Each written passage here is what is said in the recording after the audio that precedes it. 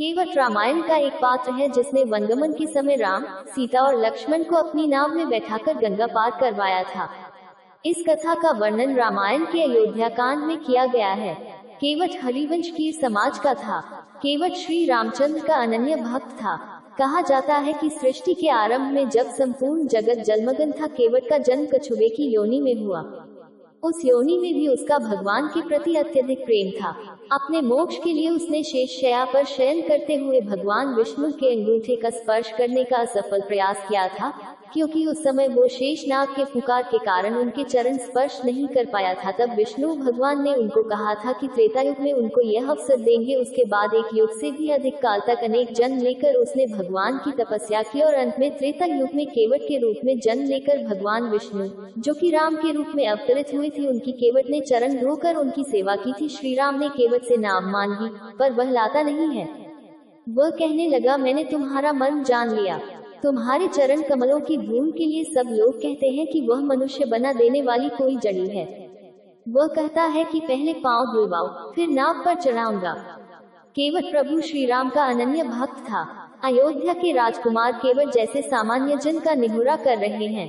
ये समाज की व्यवस्था की अद्भुत घटना है।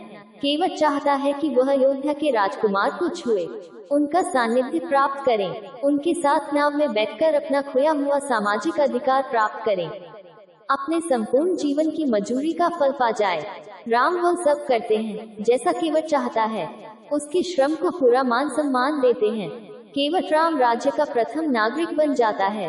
राम त्रेता युग की संपूर्ण समाज व्यवस्था के केंद्र में है। इसे सिद्ध करने की जरूरत नहीं है। उसके स्थान को समाज में ऊंचा करते हैं। राम की संघर्ष और विजय यात्रा में उसके दाय को बड़प्पन देते हैं। त्रेता के संपूर्ण समाज में केवट की प्रतिष्ठा करते हैं। ये बात सुनकर भगवान श्री राम ने केवट के सिर पर हाथ रख दिया, जिसके बाद आसमान से पुष्प की बारिश हुई। भगवान राम के चरण धोने के बाद केवट ने चरणामृत अपने परिजनों को पिलाया और भगवान श्री राम को पार ले गया। आगे जाकर जब उतरने का समय आया, तब केवट ने प्रभु राम से उतराई लेने से मना कर दिया। उसने कहा कि हे प्रभु, मुझे भवसागर पार करा दें। रामचरितमानस का प्रसंग है जब भगवान राम जी को 14 वर्ष का वनवास हुआ था और राम जी, देवी सीता जी एवं लक्ष्मण जी के साथ सरयू नदी पार करने के लिए नाव से उस पार जाने के लिए केवट से कहते हैं। वैसे तो रामचरितमानस के हर पात्र अपने आप में एक देवता का स्थान रखते हैं, परंतु उन चरित्रों में कुछ चरित्र ऐसे हैं जो सर्वश्रेष्ठ हैं और उनमें से एक है केवट, जिनकी भक्ति बड़ी पावन और शुद्ध रही है, जो तंत्र मंत्र के रूप में नहीं थे, जो वस्त्र वेशभूषा में नहीं थे, परंतु मन, हृदय, कर्म और वचन से शुद्ध साधु थे, जिन्हें पूजा भाव भी नहीं आता था।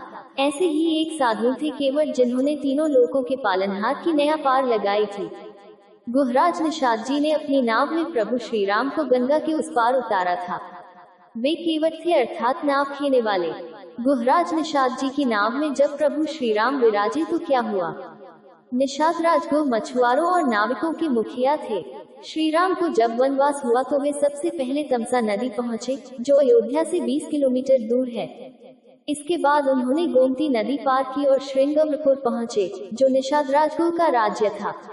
यहीं पर गंगा के तट पर उन्होंने केवट से गंगा पार करने को कहा था।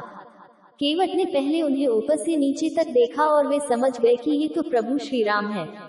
श्री राम केवट से कहते हैं कि मुझे उस पार जाना है तो नाव लाओ। श्री राम ने केवट से नाव मांगी, पर वो नहीं लाए। वह कहने लगे, मैंने आपका भेद जान लिया। आपके चरण कमलों की धूल के लिए सब लोग कहते हैं कि वह मनुष्य बना देने वाली कोई जड़ी बूटी है, जिसके छूते ही पत्थर की शिला सुंदरी स्त्री हो गई। मेरी नाव तो काठ की है। हे नाथ, मैं चरण कमल धोकर आप लोगों को नाव पर चढ़ा लूंगा। मैं आपसे कुछ उतराई नहीं चाहता। हे राम, मुझे आपकी दुहाई और दशरथ जी की सौगंध है, मैं सब सच सच कहता हूँ। लक्ष्मण भले ही मुझे तीर मारे, पर जब तक मैं पैरों को पखार न लूंगा, तब तक यही कृपा लो। मैं पार